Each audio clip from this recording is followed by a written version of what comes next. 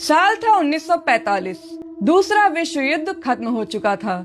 Germany जलकर राख हो गया था, पर उसी राख के ढेर में अमेरिका और रशिया के बीच एक गुप्त युद्ध शुरू हो गया था। यह युद्ध जमीन के लिए नहीं था, यह युद्ध था जर्मनी के हारे हुए दिमागों को लूटने के लिए। ये दिमाग थे उन इंसानों के जो हिटलर के जर्मनी के वैज्ञानिक थे, इंजीनियर थे, डॉक्टर थे, बायोलॉजिस्ट थे, केमिस्ट थे, इलेक्ट्रॉनिक्स और रडार के एक्सपर्ट थे। ऐसे करीब 5 से 6 हजार लोगों को उठाया गया था।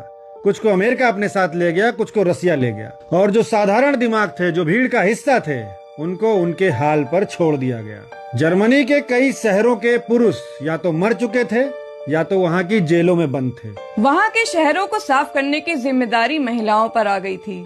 महिलाएं नंगे हाथों से ईंटें उठाती थीं, इमारतों का मलबा साफ करती थीं, ताकि जिंदा रहने के लिए उन्हें थोड़ा सा राशन मिल सके।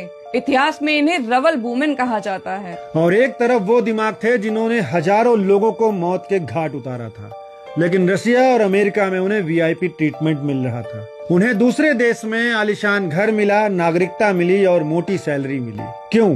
क्योंकि उनके पास वैज्ञानिक सोच वाले दिमाग थे।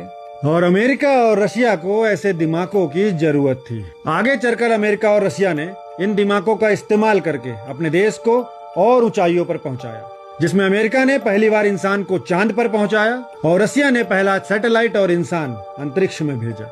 यह इतिहास हमें ये बताता है कि जीवन में सिर्फ आपकी वैज्ञानिक सोच की कद्र होती है, क्योंकि ये सोच ही आपको और आपके साथ साथ आपके देश को आगे ले जाती है। अगर आपकी सोच वैज्ञानिक है, चाहे कोई बड़ा नेता हो या उद्योगपति हो या कोई उच्च अधिकारी हो, वो आपकी बात को 5 मिनट सुन लेगा।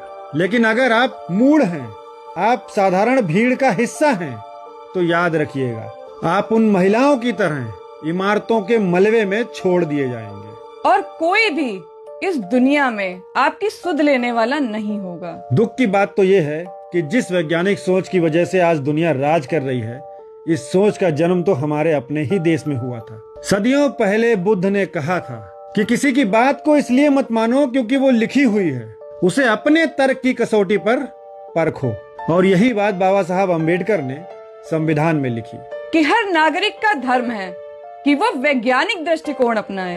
अब चिंतन आपको करना है कि भीड़ बनकर मलबे को साफ करना है या अपनी सोच को वैज्ञानिक बनाकर अपने जीवन को निखारना है और राज करना है।